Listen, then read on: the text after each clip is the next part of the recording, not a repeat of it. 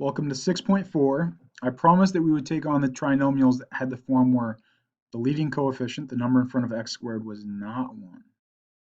All right, so let's take on some of those examples. So again, we're going to focus on just using the AC method. You can try guess and check and so forth, but I'm just going to focus on AC method and how that works. So in this case, what is A times C? Well, it's 2 times 4, or 8. So what are all the pairs of numbers that multiply together to give me 8? Hopefully, you're saying it's 1 and 8, 2 and 4, etc., etc., etc. But again, we only care about the positive pairs because we're adding up to a positive number. So 1 and 8 happen to be the pairs. So I get 2x squared plus 9x plus 4. If I break that up into 2x squared plus x plus 8x plus 4, now I can use factoring by grouping to factor this. So I want you to pause the video and go ahead and finish factoring this by factoring by grouping. Hopefully you realize the first pairs, I can pull an x out, and I can pull 4 of the last pairs. And 2x plus 1 is the common thing that you get when you pull out those common factors. So we get 2x plus 1 times x plus 4. So this is a little bit different, and actually this tends to cause people trouble. Guess and check, people have a lot more trouble with these because there's a lot of more possibilities. So I recommend the AC method in general, and just if you're going to use it for one, just always use it. All right, so let's do another example. 5x squared minus 14x plus 8. So can you find A times C? Hopefully you're saying, oh, that's 40. Okay. So what are the two pairs, what are the pairs of numbers that multiply together to give me 40? All right, if you've written them all down, here they are. Now, which of these pairs adds up to negative 14? Hopefully you're saying it's negative 4 and negative 10. So we can break up that middle term into negative 4x minus 10x. And again, we can do factoring by grouping from here on. So pull an x out of the first two terms, pull a negative 2, and that's going to change this to minus 4. But now I have 5x minus 4 in both of them. I pull that out, and I get x minus 2 left is all that's left over.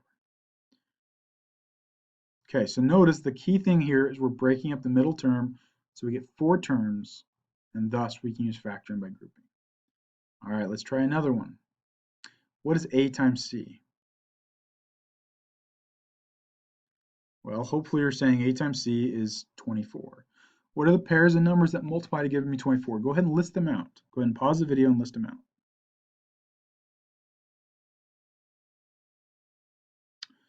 Hopefully, you've listed out the numbers, and then ask which of these pairs adds up to 11. Well, notice 3 and 8 adds up to 11. So we can actually break up that middle term into 3x plus 8x. And again, we go to factoring by grouping by this point. If you didn't do that so far, go ahead and pause the video and do factoring by grouping. Otherwise, just let it keep running. So the first two terms, notice we can pull an x out. We can pull 2 out of the last two terms. And 4x plus 3 is left over in the middle. And that's where we get x plus 2 times 4x plus 3. All right, let's try this one.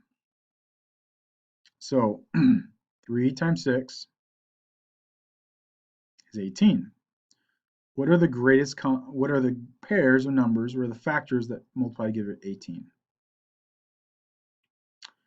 Hopefully made this nice list. It's only 3 pairs. Which of these pairs adds up to positive 7? A brief examination says none. So what's that mean if none of them add up to 7? That's right, it's prime. So remember prime, but the only way to know that is if we actually can look at all the pairs and realize that every single pair doesn't add up. Okay, so here's an example. I want you to go ahead and try the AC method on this one. Find A times C, break up the middle term, factor by grouping, and go ahead. All right, so hopefully you did that. A times C is negative 28.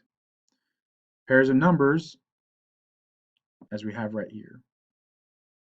Notice 4 and negative 7 are a magical pair that we can break up. So we can break up that middle term, and then factoring by grouping, you can pull, and again, this is one that's a little bit trickier in that terms of a lot of people miss that negative 1's what's the common term here. So I pull that out and that negative 1 out, and we get 7x plus 4 and x minus 1. So you got to be kind of careful and aware that these things kind of happen. All right, try this. Go ahead and pause the video and try to use factoring by grouping on this one.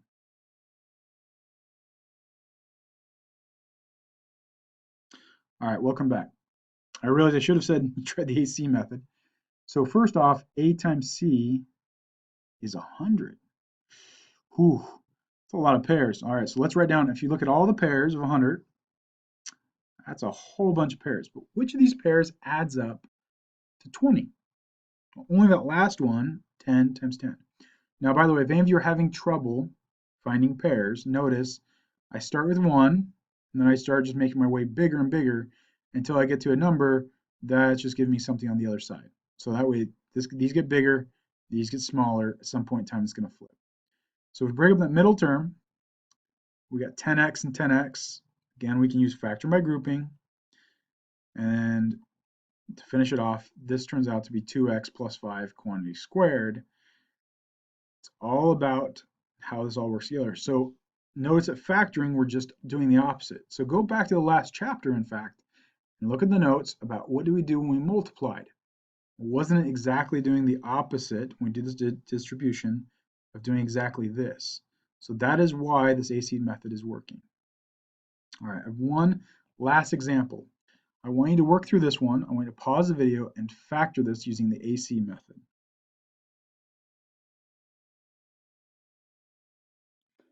Hopefully, you start off with A times C and realize that's negative 72. Whew, that's a lot of options. Because that's all of our pairs. That's a lot of pairs. But which of these add up to negative 1? Only 8 and negative 9. So I can break up that middle term. Oh, factor by grouping. The first one knows there's an x. The second pair, it's just a 1 because they have nothing in common, but I can always pull 1 out. So you end up with x minus 9 times, 8x minus 9 times x plus 1. Hopefully that clarifies a little bit better about how all this works. Please let me know what questions you have, and please make sure you give yourself plenty of time to practice this. If you're not understanding it, do more examples when you get the homework done. I want you to have a good solid foundation because it's going to be very important going forward in later chapters. Good luck.